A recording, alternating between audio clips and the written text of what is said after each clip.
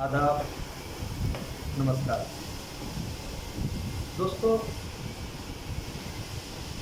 आज मैं actually NEET के लिए बायोलॉजी कैसे पढ़ें इस पर डिस्कशन करूँगा। पहले के जो AIPMT एग्ज़ाम हुआ करते थे और अब जो नीट हो रही है दोनों में फ़र्क है। पहले स्टेट लेवल के भी एग्ज़ाम हुआ करते थे, कम्पिटिटिव एंट्रेंस एग्ज़ाम हुआ करते थे। तो एक्चुअली आज बच्चों में बड़ा कन्फ्यूज़न होती है कि मैं खुद 18 साल से बायोलॉजी पढ़ा रहा हूँ। तो अक्सर बच्चों का ये कहना होता है कि सर क्वेश्चन तो NTA जब से एग्ज़ाम कंडक्ट करवा रहा है बिल्कुल NCERT से होती है, और नामो नेहाद टीचर की अगर बात करें स्पेशली बायोलॉजी की तो वो बहुत ज़्यादा एक्स्ट्रा पढ़ाते हैं। अब बच्चे परेशान होते हैं कि वो NCERT पढ़े या एक्स्ट्रा चीज़ें भी पढ़े। एक्चुअली इसी का सलूशन लेके मैं हाजिर हुआ हूँ। जो प्रेजेंट सिनारियो चल रही है उसमें बायो में 360 स्कोर करने का सिंपल सा वे है। मैं कुछ एग्जांपल से समझाना चाहूँगा। फॉर एग्जांपल, आप NCERT से बहुत ज़्यादा एक्स्ट्रा पढ़ रहे हो, वो भी बहुत अच्छी बात नहीं है, क्योंकि उतना ज़्यादा याद रखना बच्चों को फिजिक्स केमिस्ट्री भी पढ़ना होता है, बहुत मुश्किल होती है। और सिर्फ NCERT पढ़ें इससे भी नीट क्लियर नहीं होगा। एक एग्जांपल से समझें। फॉर एग्जांपल, आपने फोटोसिंथेसिस पढ़ना प्रिपरेशन करना शुरू किया, फोटोसिंथेसिस पढ़ना शुरू किया, तो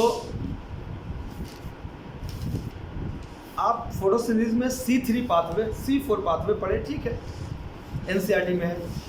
केम नहीं है NCERT में, उसे भी पढ़ ले, यहाँ तक तो ठीक है।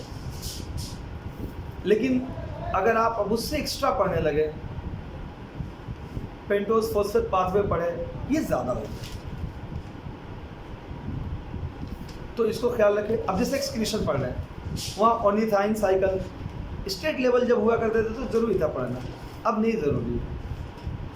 लेकिन अब बिल्कुल NCERT पढ़ें वो भी ठीक नहीं है। फॉर एग्जांपल, आपने फर्मेंटेशन पढ़ा, वहाँ पे पढ़ा NCERT ने लिखा है कि पायरुवेट से या तो लैक्टिक एसिड बनते हैं या फिर इथेनॉल बनते हैं, इंजाइम पे डिपेंड करती है। तो पायरुवेट में NCERT में फॉर्मूला नहीं दिया हुआ है, ना ही लैक्टिक एसिड का फॉर्मूला दिया हुआ है और ना ही इथेनॉल का दिया हुआ है। यहाँ पे थोड़ा एक्स्ट्रा पढ़ना होगा कि पायरुवेट में 3 कार्बन होते हैं, लैक्टिक एसिड में भी 3 कार्बन होते हैं। तो यहाँ पे पायरुवेट से लैक्टिक एसिड बनने के दौरान कार्बन डाइऑक्साइड रिलीज नहीं होती, you should know it.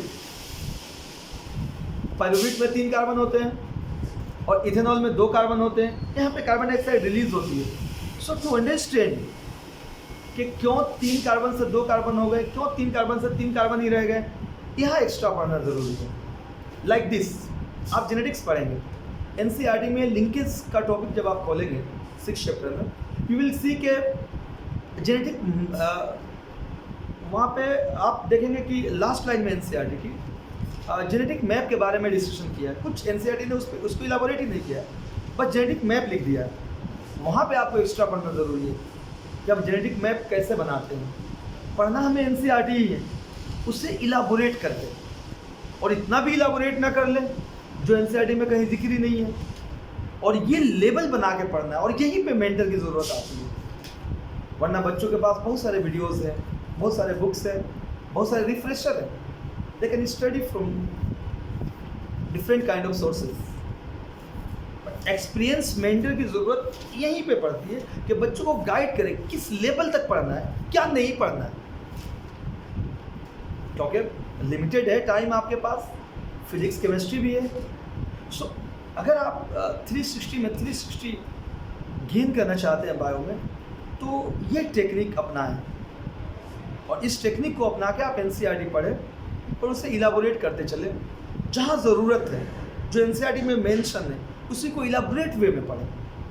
Definitely आप 90 के 90 क्वेश्चंस करेंगे। और एक बात याद रखें, उन टॉपिक्स को ना पढ़ें जो पहले स्टेट लेवल पे आया करते थे। NTA लास्ट के प्रीवियस ईयर नीट के क्वेश्चन पेपर देखने से ये पता चलता है कि NTA उन चीज़ों को टच नहीं कर रहा। So best of luck guys, और मैं ईश्वर से अल्लाह से दुआ करता हूँ कि आप अच्छे रैंक से मीट निकालें। जय हिंद।